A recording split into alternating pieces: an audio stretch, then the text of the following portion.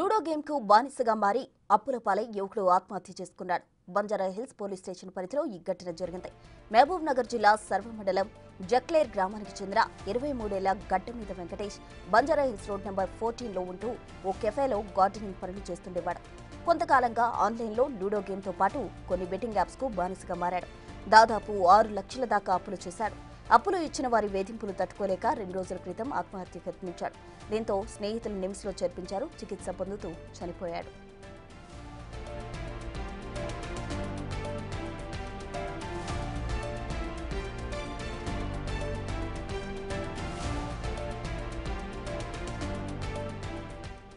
More details మా ప్రతినిధి Vijay phone line లో అందిస్తారు. విజయ్ చెప్పండి, అయితే బెట్టింగ్ యాప్స్ కు బానిసగా మారి యువకుడు చనిపోయినట్టు చెప్తున్నారు. దానికి సంబంధించిన కంప్లీట్ డీటెయిల్స్ ఏంటి?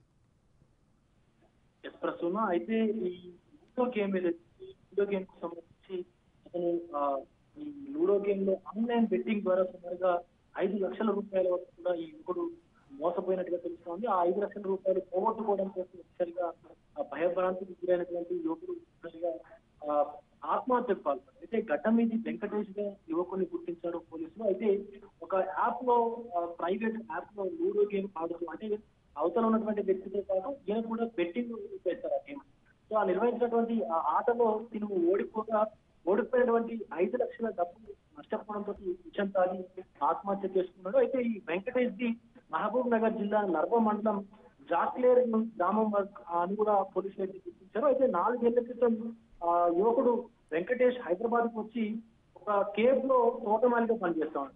అదే క్రమంలో మొబైల్ గేమ్స్ కి బానిసగా మారినటువంటి వెంకటేష్ ఈ లూడో గేమ్స్, ఇతర బెట్టింగ్ యాప్స్ ఏవైతే ఉన్నాయో దాంట్లో పెద్ద ఎత్తున సుమారుగా వేలు లక్షల రూపాయల డబ్బులు కూడా బెట్టింగ్ రూపంలో యాప్ లో అయితే పెట్టుబడిగా పెడుతూ వచ్చాడు. అయితే వెంటనే అంటే 5,000 బెట్టి వేసి ఇది 10,000 వస్తాయంటూ కూడా కొంతమంది ఇన్ఫ్లుయెన్సర్స్ ఎవరైతే ఉన్నారో వారి మాటలు నమ్మి ఈ అమాయకపు ప్రజలందరూ కూడా ఇప్పుడు వెంకటేష్ అలాంటి కోవ కిందికి వస్తారు కాబట్టి ఆ వెంకటేష్ ఆ బెట్టింగ్ మోసాలన్నింటినీ కూడా నమ్మి ఈ రోజు తన ప్రాణాలు కోల్పోయినటువంటి పరిస్థితి కనిపిస్తా ఉంది. అయితే ఈ 5 లక్షల రూపాయల గురించి ఆ ఇంట్లో తెలిస్తే తనని తిడతారో, ఏమైనా అంటారో, ఇంట్లో వాళ్ళ అమ్మా నాన్న ఏమైనా అంటారో అన్నటువంటి ఆ బాధతోని, ఆ యొక్క భయంతో ఆత్మహత్యకు పాల్పడినట్టు తెలుస్తోంది.